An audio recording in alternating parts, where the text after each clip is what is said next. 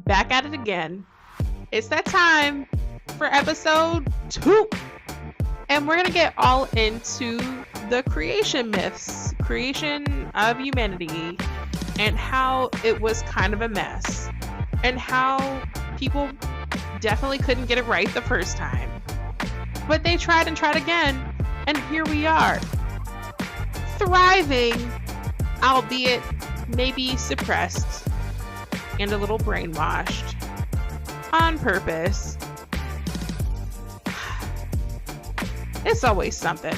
Super excited to be growing Mythic connections unleashed slowly but surely. We will get there around my crazy work schedule and everything else that's going on. But we're gonna get all into creation, the creation of humanity, the creation of the garden, and how Eve was framed. I'm gonna be on that tangent for like 50,000 years. My spirit will be gone, and I will still be talking about how Eve was framed. That poor girl. That poor girl. She really did not deserve what happened to her. And I can say that as a survivor myself. But I'm gonna get a little bit into the Popol Vuh, a little bit into, like a tiny bit, into Enuma Elish, mostly because I want to save a bunch of the Babylonian gods, the Anunnaki, for the next episode, which is going to be about civilization and civilization's creation rather than just humanity, and how there are clues all over the world that there was some kind of, again, universal civilization that is right under our noses. But somehow we've been taught to believe that pyramids are only in Egypt, which I think is ridiculous. Like, how is it just now coming out that there's pyramids in China, in Eastern Europe?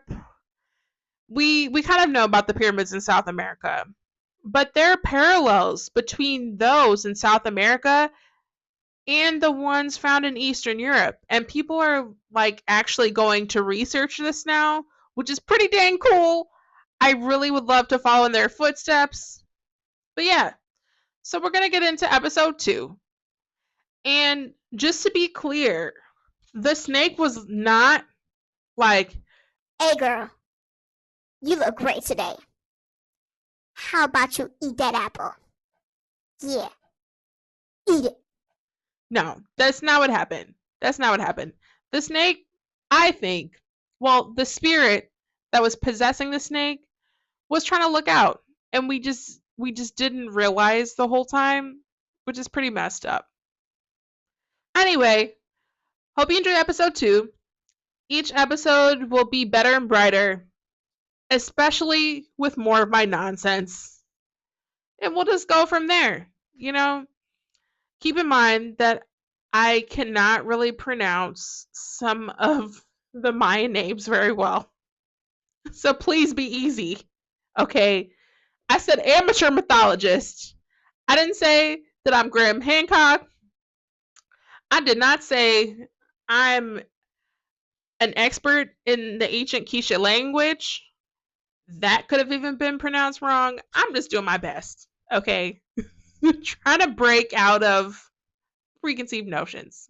Well, hope you like it, because I did. It was a bunch of nonsense, but also truth, but also nonsense.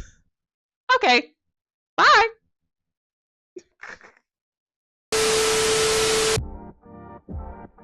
That's right, folks. It's been a long time coming, and now you finally made it here with me.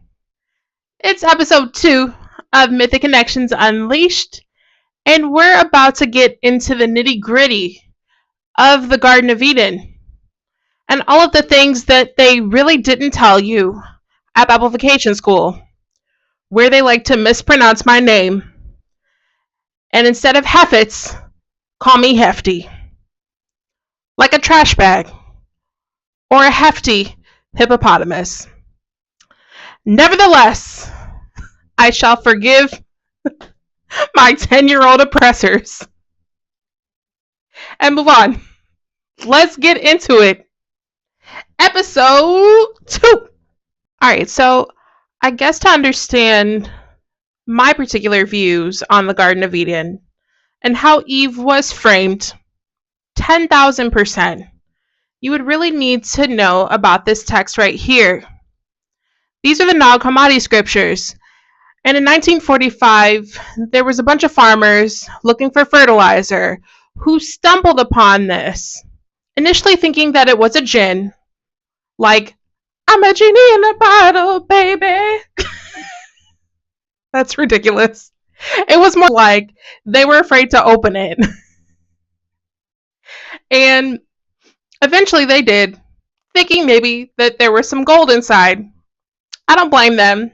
Times is tough. We gotta survive out here. It's hard out here for a pimp and their bank accounts. So, anyway, they open these texts and they find these lost Gnostic scriptures.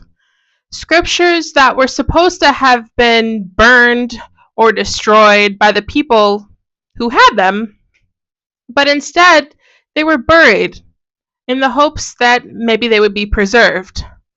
And they were.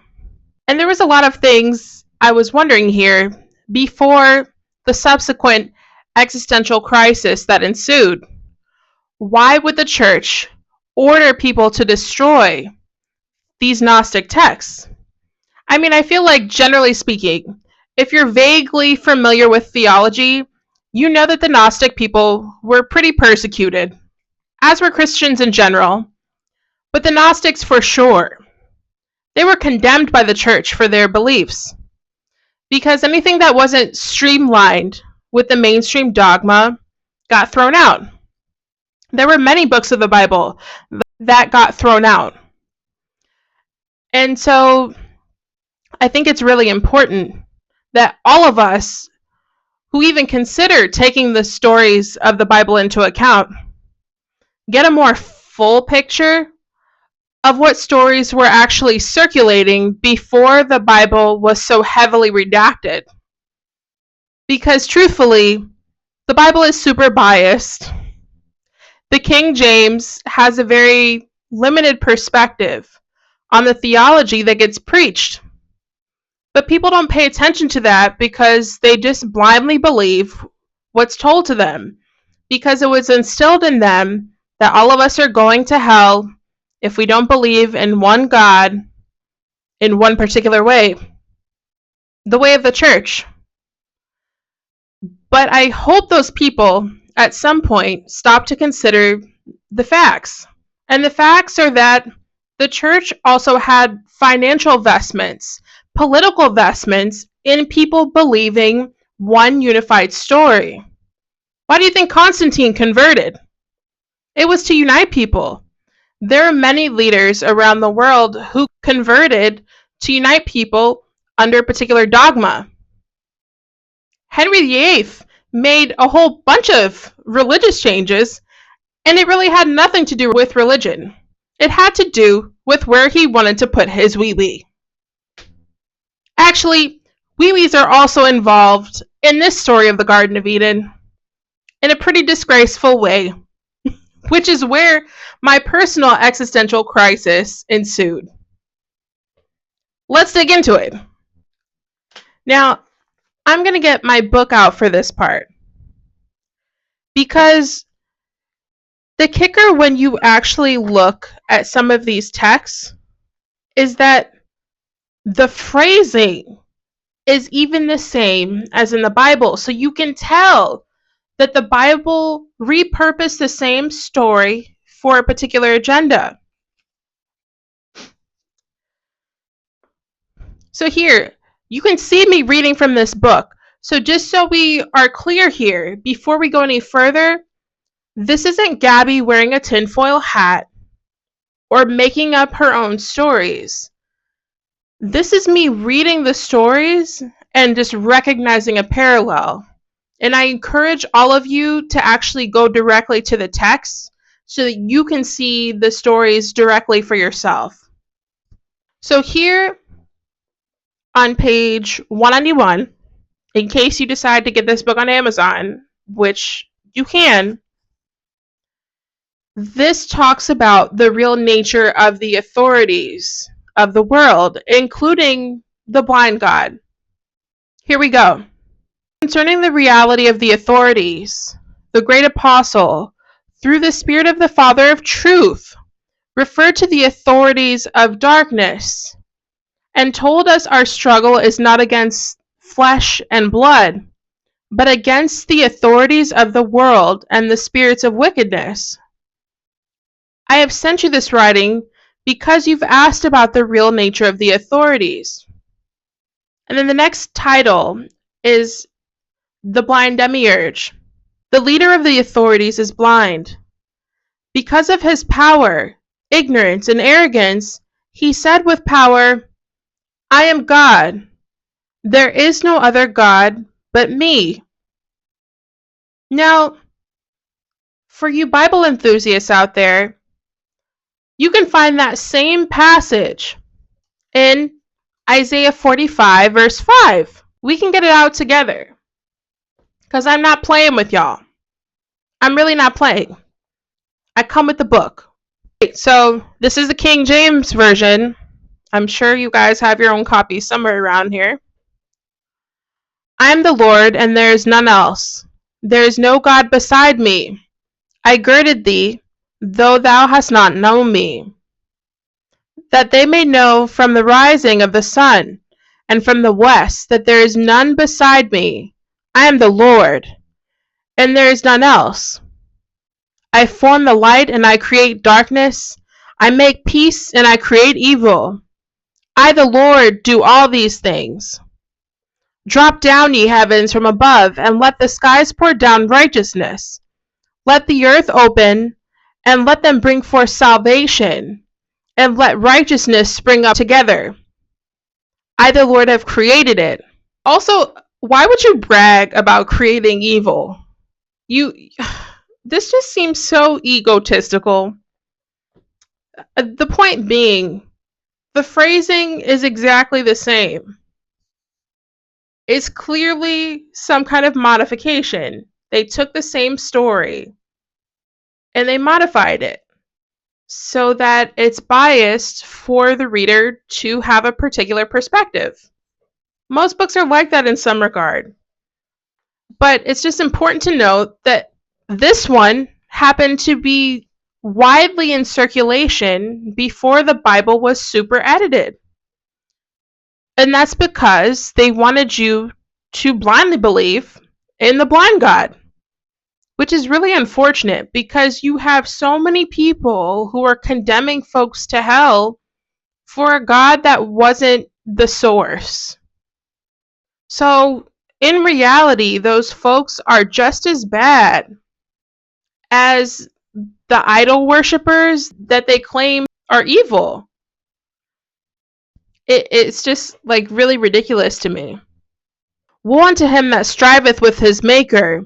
Let the potsherd strive with potsherds of the earth. Shall the clay say to him that fashioneth it, what makest thou? Or thy work? So number one, they do describe that Adam is made of clay, aka dirt. Actually, if you look at the text itself and look in the footnotes, it says that the name Adam comes from Adamu, which means of the earth in Hebrew. So, really, if you named Adam, your mama was calling you dirt. I'm so sorry. I'm so sorry to break it to you that your name just means you some dirt. I'm sure all of the Adams out there, I truthfully don't mean to be offensive. I say it in jest. I'm sure you're wonderful people. Will I be naming my future son Adam? No.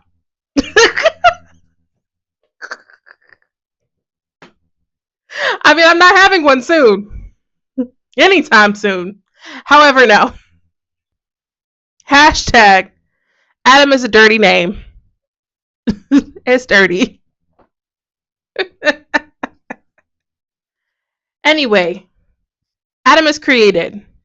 And then he does not become animate so that the overseers of the garden can even interact with him until the spirit of wisdom and incorruptibility comes down and awakens him. So here we have a situation almost like Frankenstein's monster made of mud, in which this being is just created and awoken. And he doesn't know his place in the world. He doesn't know of God the source. He doesn't know what anything is. It's just like a little baby, except for I guess maybe they made him full grown with the wayyyy. Because this is apparently the wayyyy episode. Done with myself. He doesn't know anything. He doesn't know who exactly his creator is, what is going on here in the garden. But once he awakens, the creator and his cronies, I'm just going to call them the archons because that's what they're called in the book, they begin to engage with Adam. And they say, hey, let's pop him in the garden and he can just name all the animals in here. He was like, hey, kangaroo. Hey, elephant. I see you, sir. Hey, giraffe.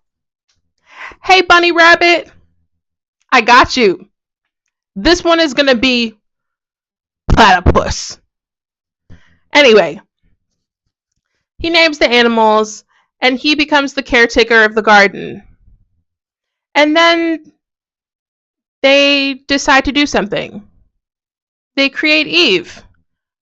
Well, except in this version, they didn't quite create Eve. Basically, they knock Adam out to keep him blissfully ignorant. The spirit of incorruptibility comes down from the heavens to help him and manifests in this physical body. But when the archons see Eve talking to Adam and awakening him, they become lustful.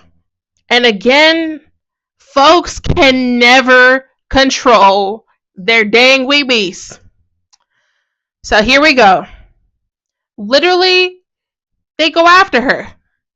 They're like, hey, let's go get this chick. We're just gonna defile her, is what I'm gonna say. Really, it was a case of grape. I'm not gonna say the real word, so we're gonna say grapes here. Oh my god. So these guys are going to grape this lady who's trying to help this poor man who was crawling around in the mud, not knowing what the heck is going on in this garden. And to escape them, similar to one of the Greek myths, the spirit of incorruptibility and wisdom runs from them and literally turns into a tree. But when she does this, she leaves behind a physical shadow of herself. And that physical shadow is Eve. And literally the text continues to say that Eve is graped and that the seal of her voice is defiled. So, where have y'all heard a story like this? In which Eve was just straight up defiled in front of her male counterpart in the garden. Now can't you understand why this story was buried? From the very get-go in the garden, Adam and Eve weren't really safe. They were in the garden with overseers and rulers who were doing evil deeds. They didn't really care about their creation having choice or the knowledge of good and evil.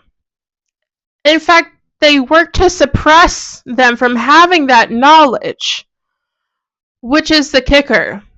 After this whole thing goes down, Eve is graped right in front of Adam, and he's so blissfully ignorant that maybe he has no idea what this is that's happening in front of him, because he's new. He's new to this world. He don't know. They just make the rules and he lives in it. So the spirit of incorruptibility comes back in the body of a snake. It possesses this snake in order to speak with them. So the snake speaks with them. And the snake asks them what they were told about the tree of knowledge. And it comes out that the archons, the blind god, the leader of the world, told them not to eat it because they were going to die. It sounds like a great plan. Hey girl, you better not eat that fruit because you're going to die. Like, great plan. Just tell someone they're going to die if they eat something that's helpful for them to keep them dumb. That's really what it was. It was an effort to keep us dumb. Because until the snake came, we didn't even realize that all of this stuff they had done was messed up. Especially with their little wee-wees. Because apparently this is Eve Was Framed and the little wee-wee episode. God help me if I call this the little wee-wee episode. Done with myself. Strike two. So we continue. The snake tells them that when they eat the fruit from the tree of knowledge, it's not going to kill them. It's just going to give them awareness of good and evil. And they would have wisdom that was akin to the gods, akin to their creator, the blind demiurge. What do you guys think about that? Because again, this isn't the story that we're told. The story that we're told is that Eve went against the orders of God. She ate the apple and she shared the apple with her man. And this was part of their original sin. They were originally flawed. But they don't tell you the rest of the story. They leave all of this stuff out. They tried to keep us trapped in the garden. It was never just a utopia. In fact, most of the time, I feel like when you hear stories about a utopia, it's never a utopia. There's always some messed up stuff going on behind the scenes. I mean, that's true in this world, unfortunately. If you actually read the text, do you think you're going to have an existential crisis? Because I certainly did. Seriously. Alright. So, the spirit of wisdom and incorruptibility, to recap, has come down to speak with Adam and Eve because that spirit, seeing from above, recognizes what's going on. The archons purposefully tried to keep the knowledge of good and evil away from Eve because they feared them knowing not only good and evil, but the full power of their agency. The full power of their agency as creators in the universe when they were connected with the spiritual. So, they eat from the tree. The woman of flesh ate from the tree, and she gave to her husband as well. And thus these beings who had only a soul ate. Their imperfection became apparent in their ignorance. They recognized that they were stripped of the spiritual. And they took fig leaves and tied them around their naked bodies. And the leader of the archons came and said, Yodelay hee-hoo! Where are you, Adam? Not realizing that they ate the tree. No, Yodelay hee-hoo is not in there.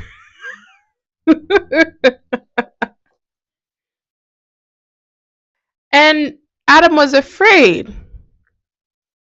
And he lies and said, well, maybe he wasn't lying, but he says, I heard your voice and was afraid because I was naked, and so I hid. And the blind god is like, wait a minute. Why did you hide? How do you even know what naked is? Like, how is that a concept for you? You ate from that dang tree, didn't you? And then Adam, being a typical man, was like, oh yeah, she fed it to me. So he like points the finger at Eve and goes, yeah, it was her. It was her. She did it. Typical. Typical. And then Eve says, well, the serpent deceived me, so I ate. And then the rulers turned to the serpent and they cursed its shadow so that it was powerless. And they didn't know that it was a form that they themselves had shaped. So the spirit of incorruptibility just kind of utilized this form to communicate with Adam and Eve and give them a heads up. But that was it. The rulers made this. They created all of this. And from then on, the serpent was under the curse of the authorities. The curse was on the serpent until the perfect human was to come. And then the rulers turned to their Adam. They took him and cast him and his wife out of the garden. I'm going to remind y'all, after they'd done graped her, because they have no sense. They threw them out of the garden, saying that they have no blessing and they're also cursed. And in that moment, this literally says, I'm going to read word for word. The rulers threw humanity into great confusion and a life of toil, so that their people might be preoccupied with the things of the world and not have time to be occupied with the Holy Spirit. Now, doesn't that sound a little bit familiar? Most of us every day, I mean, I guess I can't speak for all of you, but there are large groups of people who are preoccupied with survival, and it's because of the way our society's been set up. We're preoccupied with paying our bills and keeping the lights on and having enough money for groceries and our insurance and every other expense that this society has invented. Like, wireless electricity could have been around when Tesla first invented it, if they hadn't probably have murdered him and stole all of his briefcases. People who invent crazy kinds of technology that would really benefit the world and cut down the cost of living somehow seem to go missing a lot. They disappear and, like die spontaneously, that kind of thing. And this, again, is not tinfoil hat. You can go and look this stuff up, and you can also start to notice the trends, and hopefully we'll get more into the details of this later in the season. But it's the same concept. The rulers of our world also throwing us all into great confusion as we struggle to survive. And we forget our power and our agency as creators in the universe. We literally forget our connection to the all and to spirit that drives us, that is a part of us, that is our being. It is our essence. And where does it go each day? It's still present, but it's almost like because of us all being in survival mode, we don't see it. And if you're not just preoccupied with being in survival mode, you're probably preoccupied with materialism. You're worried about what people wore at the Met Gala instead of what's really important in your life. You're not focused on life or death. You're worried about what the latest TikTok dance is or some nonsense. And we're all distracted from the most important and helpful thing that we could be connected to, the spirit. What a hot mess. It's a little bit infuriating when you think about it. So ever since the dawn of our creation, those who've been in charge of the world have sought to keep us stupid. So if you want to believe those stories that you're selling you, I'm so sorry, but it's like the choice to keep taking the blue pill.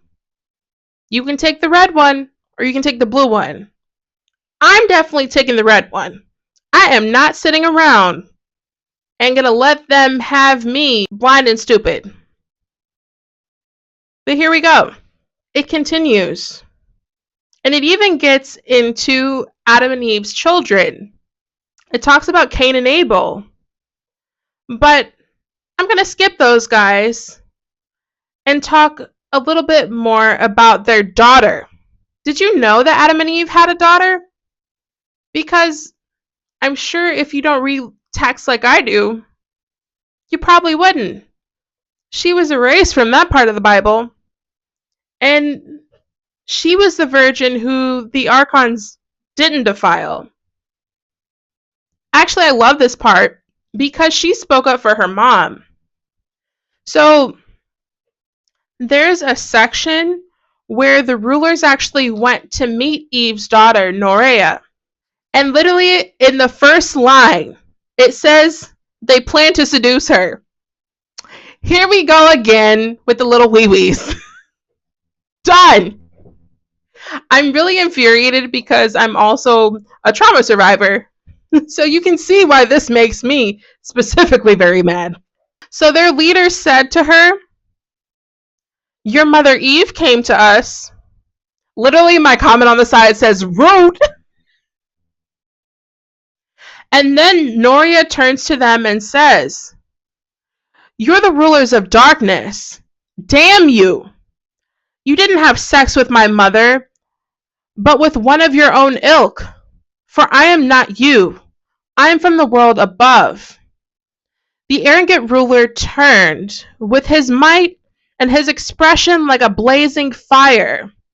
He was bold toward her and said, "You must serve us sexually, and your mother Eve did, for I have been given ... But Norea, she was a bad bitch. Love her. And she goes, "With the power of God," in a loud voice, "to the Holy One, the God of all." So again, we have a juxtaposition between the ruler, the God of the earth, and the all, the source, the true God, which is the same God I believe in, not this messed up one. She goes, "Help me with these unrighteous rulers and rescue me from their hands now." And an angel came down from heaven and said to her, "Why are you calling to God? Why are you so bold to the Holy Spirit?" Finally, the unrighteous rulers left because the angel came to save her. And the angel says, "I'm Elileth, understanding, the great angel who stands before the Holy Spirit. And I've been sent to speak with you and rescue you from the hand of the lawless ones. And I shall teach you about your root." Wow. So let's parse this whole thing together. I mean, this whole scene is huge in terms of understanding why a book like this would have been suppressed. Number one, this woman was defiant as heck. I love her. Also, probably if I had been alive back then, they would have tried to burn me at the stake. That probably happened in one of my lives. They were like, "She talks too much. She talks back." Norea talked back. Like her whole existence was wiped out because she got a mouth on her. And good for her. But also, look at how the angel who came down refers to the rulers. He says they're lawless. And truthfully, I think this means lawless in terms of they defy the laws of nature. They defy the natural balance. They defy what is supposed to be good. And they choose evil. They literally don't give two F's what happens to the people they defile. They don't consider their consciousness or connection to spirit. They just take what they want and they expect people to lay down and just take it, which is a little bit how we get treated now today, which is also infuriating to me and maybe part of why I wanted to start this podcast. So the story continues. The angel that came down to save Norea told her the truth of the rulers and what the heck was happening on Earth. It was more than just the rulers trying to defile her mama and succeeding, and then trying to defile her afterwards because they felt entitled. The angel talks about the following. Do you think these rulers have power over you? None of them can overpower the root of truth. For on behalf of the root of truth, a figure has appeared in the last days, and these authorities will be restrained. These authorities cannot defile you or that generation, for your home is with incorruptibility, where the virgin spirit dwells, who is superior to the authorities of chaos and their world. So it's a reference to that same spirit that was actually a part of Eve before that separation that they had to undergo in order to escape these wayyyys running wild. Hashtag wayyy's gone wild. I'm gonna put that on a shirt.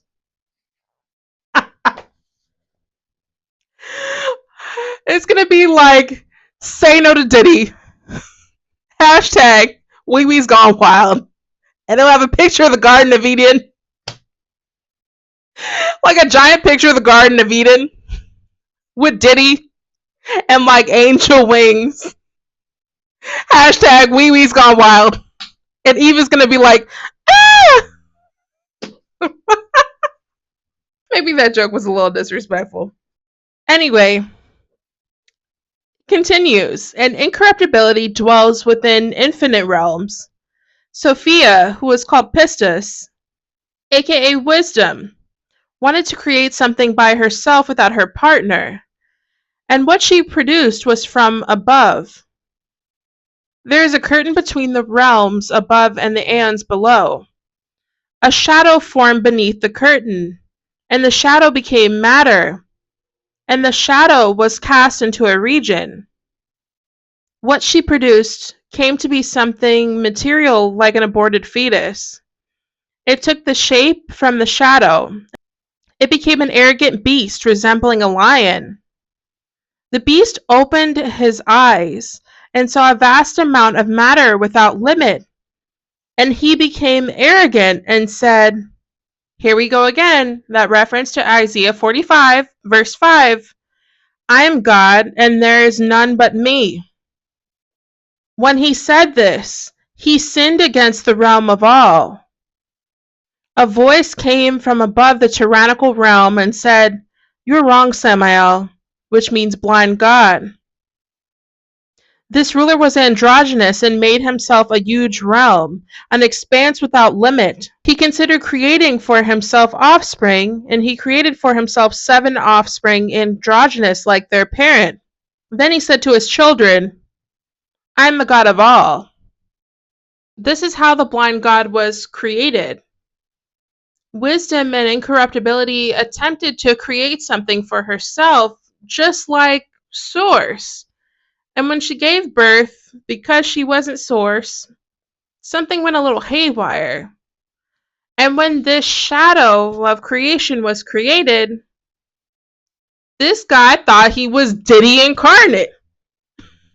He was like, I rule this hip hop game. We in here. We good. But then he turned out to be completely evil. Here we have at least a portion of the banned stories from the Bible. So somehow this was rewritten so that Eve was bad for sharing the apple. But really, she was just a victim of grape. She didn't even know what was happening. And then, she had to give birth to their offspring. Have you guys heard of Cain and Abel? I don't think both of those were Adam's kids. One of them came from a really treacherous act, and Eve gave birth. And you have to wonder what kind of bloodline would kill their own brother. Things are starting to make sense now, right? That kind of inclination for violence and forcefulness when you can't get what you want was unfortunately passed down through the womb.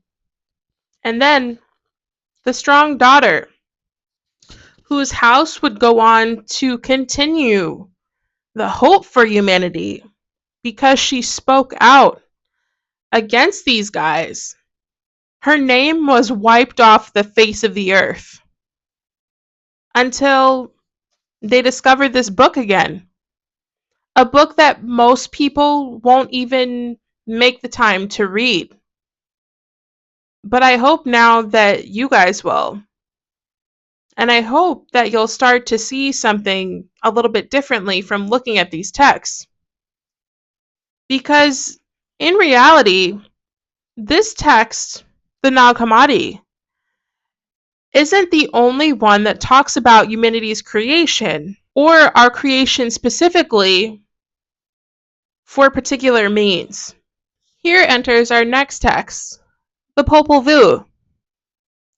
It's basically the Quiche Mayan version of creation, also available on Amazon.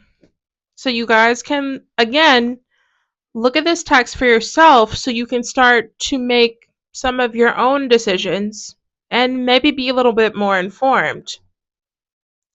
So it talks about the gods creating humanity because, in a way, they wanted to be praised.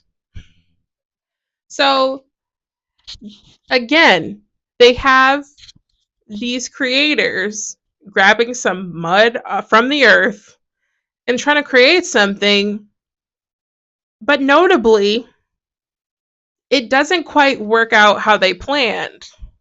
So let's go to the actual text. First, basically, they created animals. And because they couldn't really speak and offer full praise, they basically order the animals to just accept your service, let your flesh be eaten. And so their flesh was brought low. They served, they were eaten, they were killed. The animals on the face of the earth.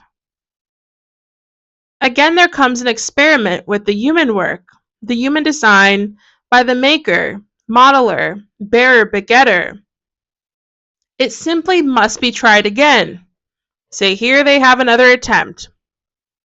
And here again, we have evidence of creators that are maybe not the all, the source, the most powerful God in the universe. They're just powerful creators on the earth, like the blind god Samael. The text says on page 68, in case you want to look at this, the time for planting and dawning is nearing. For this we must make a provider and nurturer. How else can we be invoked and remembered on the face of the earth? We've already made our first try at our work and design, but it turned out that it didn't keep our days, nor did it glorify us. Now let's try to make a giver of praise, giver of respect, provider, nurturer. So basically, this is talking about us being created to worship, not to just exist for the sake of our own being, not to learn how to do good things, to worship someone else. Disrespectful. Then comes the building and working with the earth and mud. They made a body, but it didn't look too good to them. Literally, that's the phrasing. But it didn't look too good to them. Can you imagine them standing there, like having this conversation, doing really bad pottery, trying to make a human being? Hey, Doc, I don't think this turned out right. This looks like a hot mess. Um, did you go to pottery class even? Like, the face is lopsided. His ear is in his crotch. His foot is above his eyeball. What is you doing? Tell me what you're doing. Help me understand. You need to take a break from the pottery wheel. This is not Ghost. Was Whoopi Goldberg in Ghost? How was that even relevant? I don't know. I'm done. Anyhow, the body didn't look good to them. It was just separating, just crumbling, just loosening and softening, just disintegrating. Why does this sound like poopy? Oh my god. Why do we sound like diarrhea? Okay. And the head wouldn't turn either. Its face was just lopsided. Its face was just twisted. Why does it sound like we also had a stroke? It couldn't turn around. It talked at first, but senselessly. It was quickly dissolving in the water. It won't last, the mason and sculptor then said.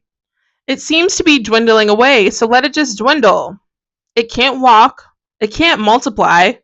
So let it merely be a thought, they said. So then they dismantled again, they brought down their work and design, and they talked. What is there for us to make that would turn out well? What would succeed in keeping our days and praying to us? Then they planned again. We'll just tell. Oh my god, if I attempt to pronounce these. Zipiakok, Zmukane, Hunapu, Possum. Oh my goodness. I really feel that they should have pronunciation for some of these. Hunapu, Coyote. To try a counting of days and counting of lots. The mason and sculptor said to themselves, and they invoked these things. Then comes the naming of those who are the midmost seers, the grandmother of day, the grandmother of light, as the maker and modeler called them. These are the names of Zipakok and Zmukane. Good lord. For those of you who are experts in the Popol Vuh, I am so sorry. If you want to tell me how to pronounce this, I will gladly take your expertise for my next episode. This is why I say amateur mythologist. Lord help me. Now I lost my page. Okay. So, here we go. When hurricanes had spoken with the sovereign plumed serpent, they invoked the daykeepers, the diviners, the midmost seers. So I'm just imagining like the three crones and these two guys who had many failed play attempts. Like they literally reenacted the whole scene from Ghost and it just went wrong. And they're like, okay, well, we just dissolved the thing that was supposed to praise us and it just was like talking babbly-gook to us. So they're consulting the oracles. There is yet to find, yet to discover how we are to model a person, to construct a person again, a provider, nurturer, so that we're called upon and we're recognized. And our recompense is in words. Midwife, matchmaker, our grandmother, our grandfather. Let there be planting, let there be dawning of our invocation, our sustenance, our recognition by the human work, the human design, the human figure, the human form. So be it. Fulfill your names. Possum, coyote, beaver twice over, begetter twice over, great peccary, great coati, lapidary, jeweler, sawyer, carpenter, plate shaper, bowl shaper, incense maker, master craftsman, grandmother of day and grandmother of light. You've been called upon because of our work, our design. Run your hands over the kernels of corn. over the seeds of the coral tree. Just get it done. Just let it come out whether we should carve and gouge a mouth, a face in wood, they told the daykeepers. And then comes the borrowing, the counting of days. The hand is moved over the kernels, over the coral seeds, the days, the lots. They spoke to them. One of them a grandmother, the other a grandfather. This is the grandfather. This is the master of coral seeds. Zipiakok is his name. And this is grandmother, the daykeeper, diviner who stands behind others. Smukane is her name. And they said, as they set out the days, just let it be found. Just let it be discovered. Say it. Our ear is listening. May you talk. May you speak. Just find the wood for carving and sculpting by the builder, sculptor. Is this to be the provider, the nurturer? When it comes to the planting, the dawning? You corn kernels, you coral seeds, you days, you lots, may you succeed. May you be accurate. They said to the corn kernels, coral seeds, days, lots. So be it. The moment they spoke, it was done.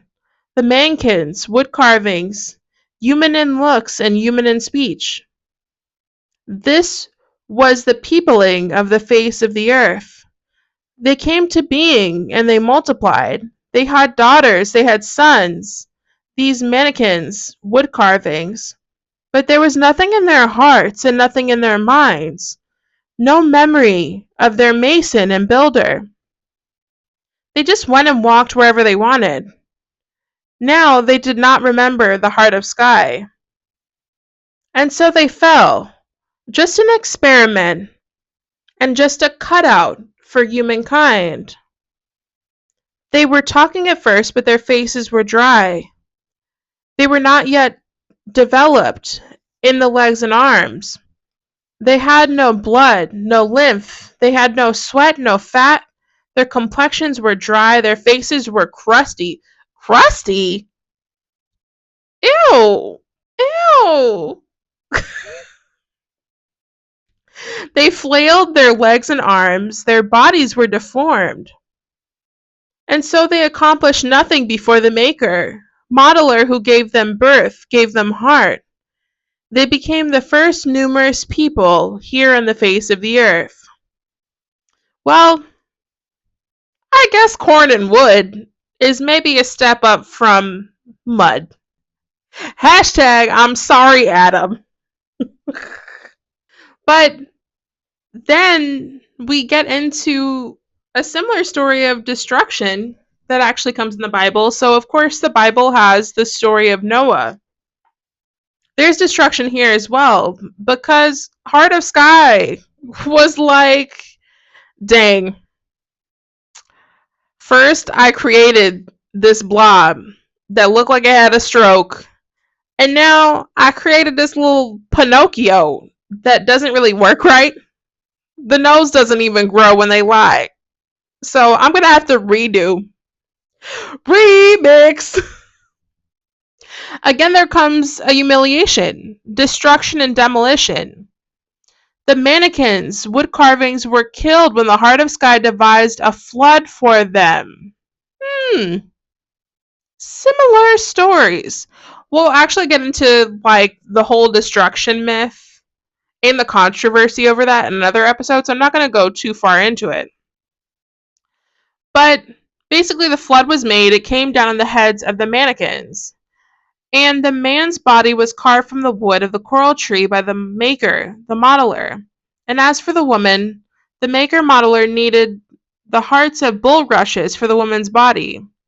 They were not competent, nor did they speak before the builder and the sculptor who made them and brought them forth, so they were killed.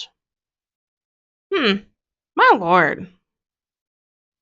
This is pretty messed up. It's pretty messed up. So, where was he even successful with humanity?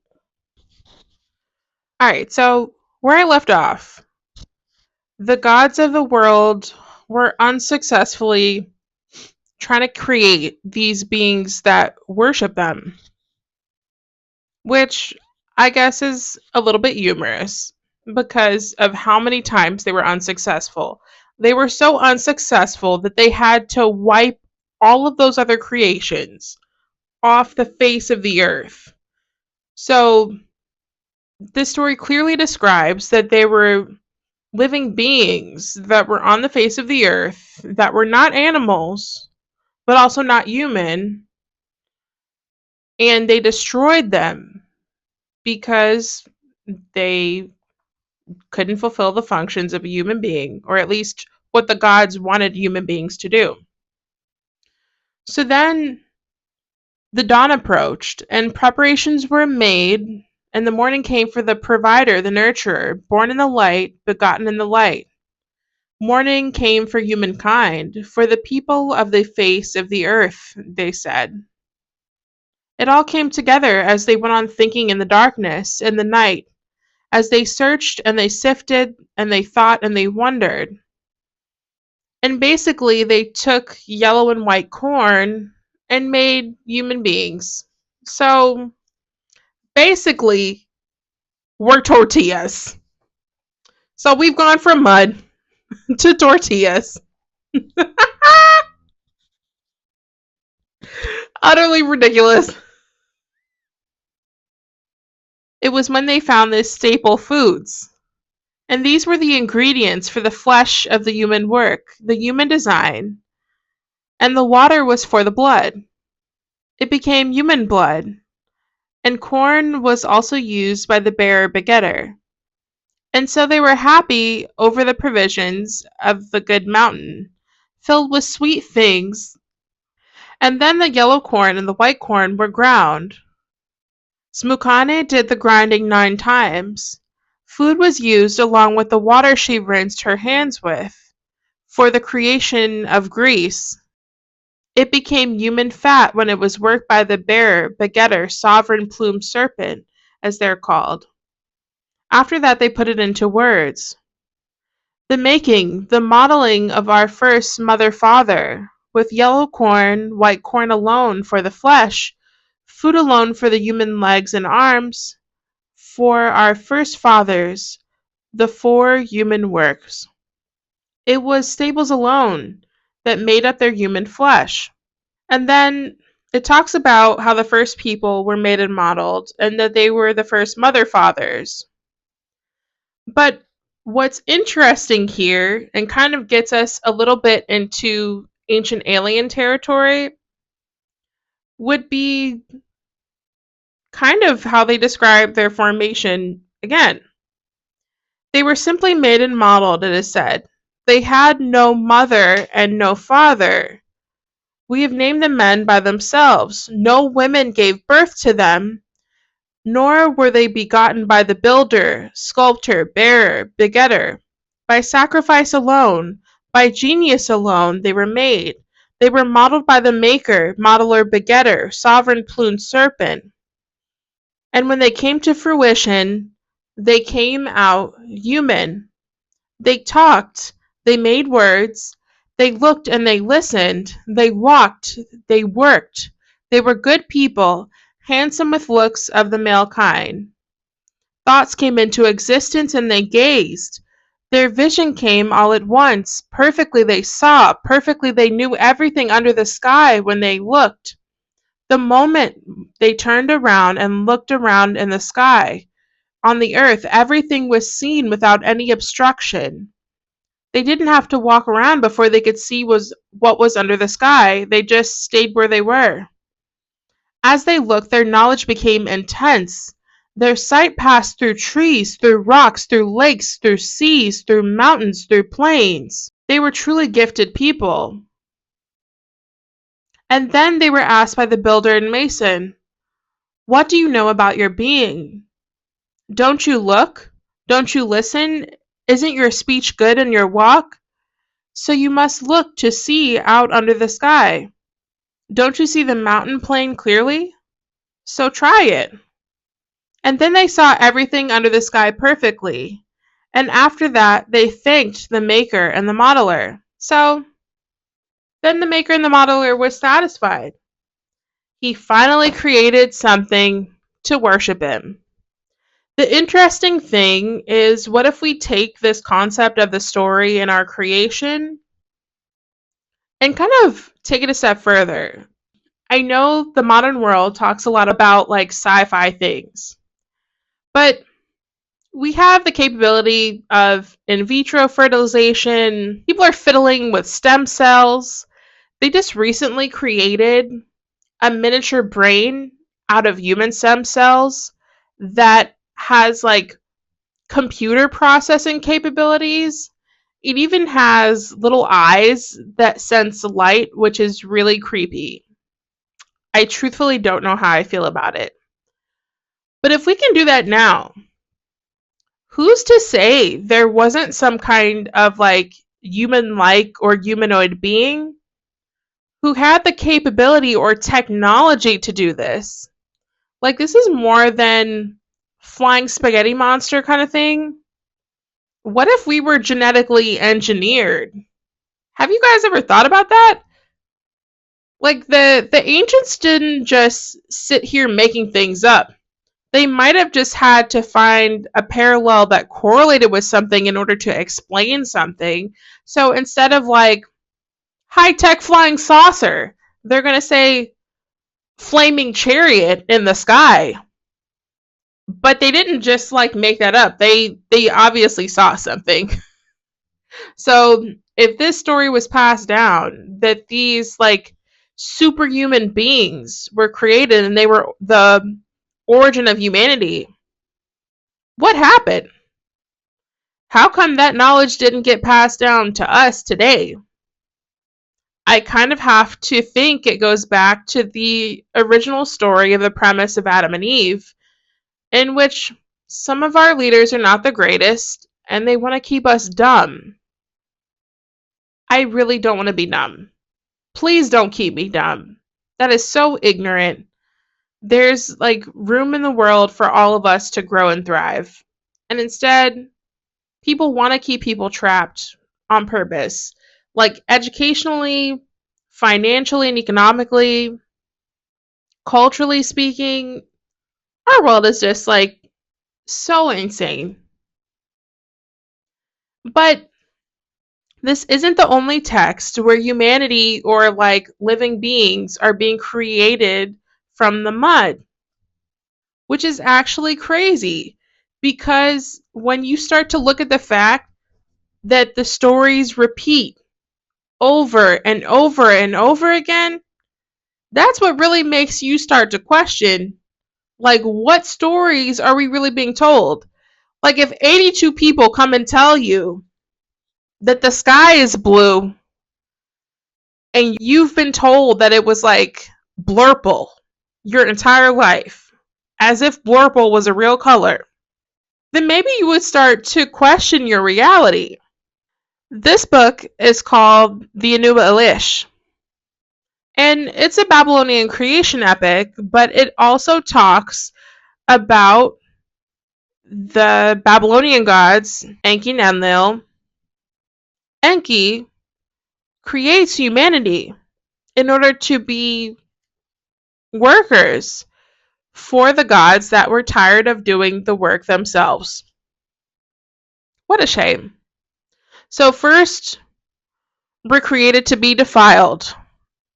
Then, we're created to worship and do cool, like, supernatural, I can see everything things. And then, we're created for slavery. But none of these texts say we were just created to go like la di da and frolic through the field, unfortunately. And I really wish that that had been the case instead. Like, someone couldn't have been like, I just want a child for the sake of having a child. I just want to let it exist and be happy and free. This was never a part of the narrative, unfortunately. Maybe because that was not part of the original intent. At least not by those who created us. Maybe by the source.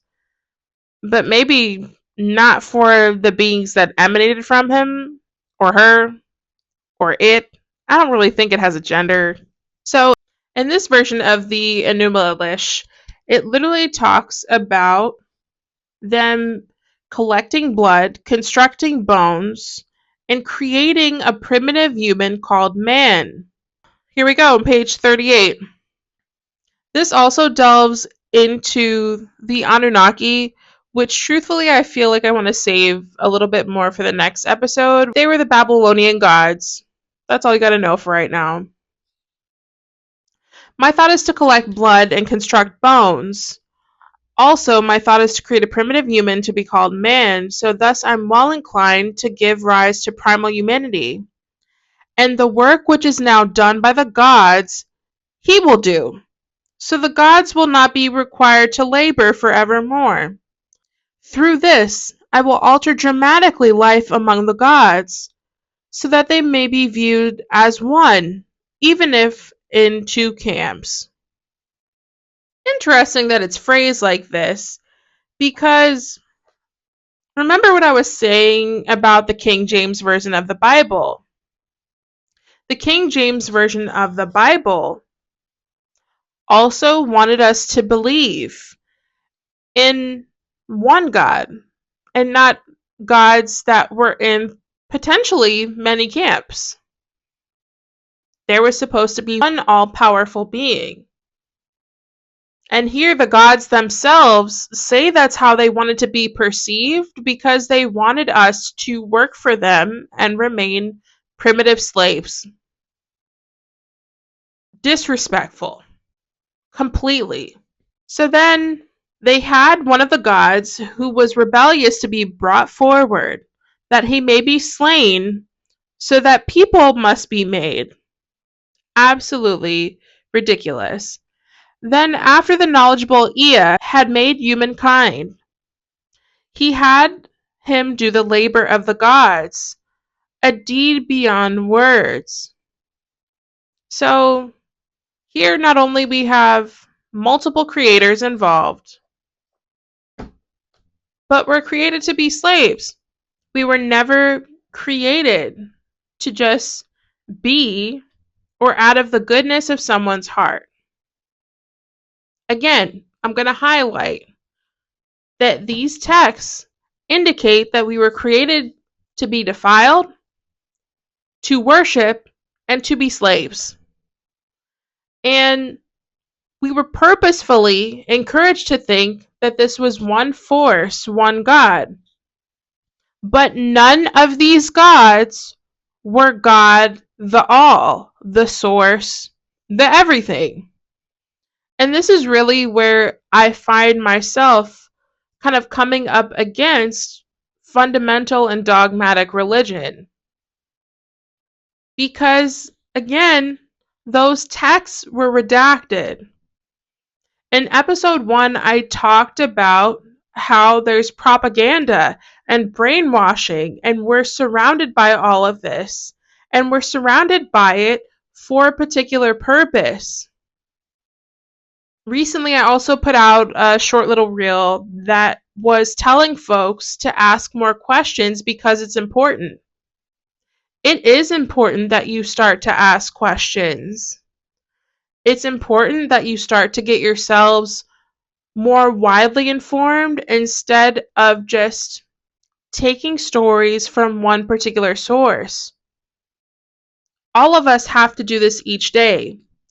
Actually, I recently heard something from that guy from the CIA, Andrew Bustamante, and he's talking about how the way to kind of combat being swayed by propaganda is just to take in information from a bunch of different sources.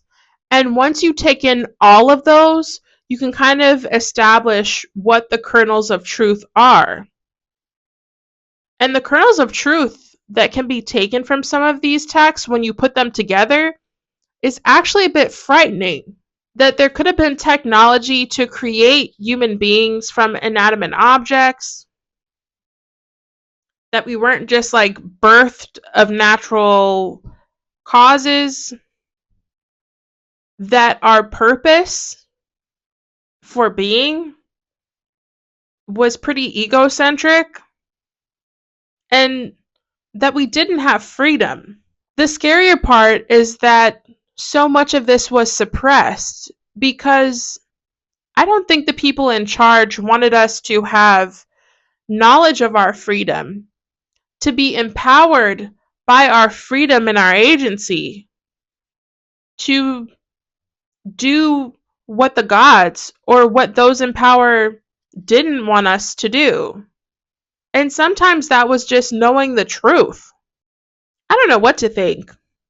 I mean, when I started looking into these things, I had to rethink portions of my entire belief system that I was encouraged to believe, that I had always truthfully struggled with believing. I don't believe that we were born with this original sin that makes us corrupt or evil. Like, I don't think that we have to live our lives mentally or physically flagellating ourselves for this kind of thing. I do believe there's evil in the world. I also don't know that I believe in the one God of the Bible. I think it's more likely that there were multiple forces at play in the creation of the world. I believe that some of those forces were genuinely not good. And that's not to say that there aren't good forces or good creators out there. But the ones who created us seem pretty dang selfish.